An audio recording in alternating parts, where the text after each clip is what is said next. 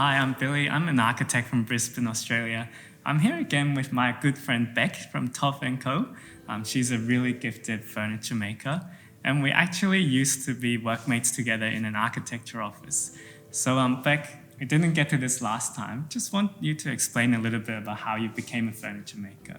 Yeah, it was a bit of an accident. I actually started in architecture and I was working with Billy, and then I got married and moved into an apartment, and I didn't have very much money, as you do when you start out as a student architect. And so I needed furniture, but I couldn't afford it. And so I thought maybe it'd be fun to try and make something myself.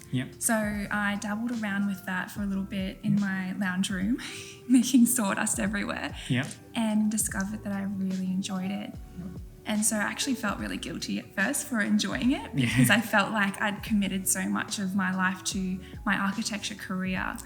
But eventually that passion overtook the commitment that I'd already made, and I realized I love doing things with my hands, and I liked the whole process from design all the way through to making, which you sort of miss a little bit in architecture. You don't get to actually hands-on create. So that's how I became a furniture maker. Yeah, excellent.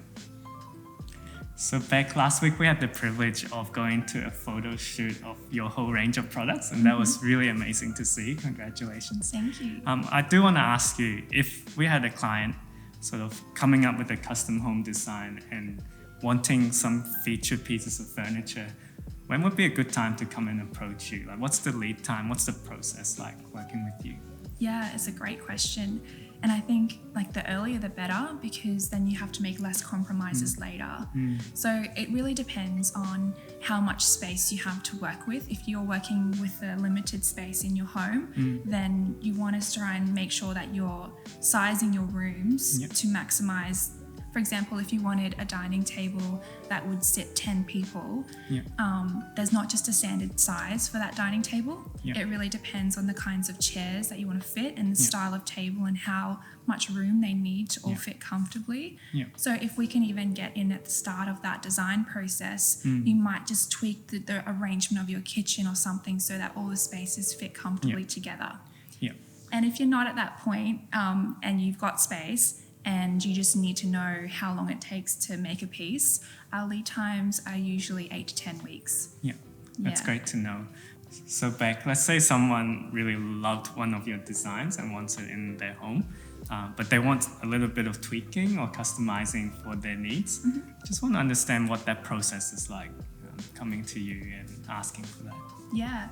That's one of the great benefits of making pieces to order, is that you can make them to specific needs and desires. So I make all of my pieces in your requested timber and dimensions. So if you have a specific space and you know the type, the size that you need, then you can tell me those dimensions, or I can come to your space and measure and give my advice in what will fit in that space well. So that's something that I love to be able to do, because if you're investing in a piece that you want to keep for life, then you want it to be exactly what you want it to be. That's awesome. So the whole design process, it's all done with you, and it sounds like a really rewarding sort of journey to take together. And I get to know my clients, and that's awesome. Excellent. So just wondering, let's say something gets made and over time maybe it needs servicing, or like maybe something happens and it just needs fixing up. Like what's the sort of warranty or repair side of a custom made piece? How does that work? So hopefully it shouldn't need any extra fixing because it's been made well. But we have a 5-year manufacturer's warranty. So if there are any structural faults or faults in the timber, if the timber cracks or the finish comes off where it shouldn't, then we will honour that, and we will come and we'll fix that. And I have done that in the past, and it's important that we respect that it needs to be quality. And then as far as just general wear and tear, we give instructions on how to refinish it over time if you want to do that. Or we can do that as well. Okay, Bek, so one more question for you. Your name is Tov&Co. Can you just explain a little bit about what Tov means? So Tov is actually a Hebrew word, and when we translate Tov into English, we normally translate it as good. But we miss half of the meaning of that word.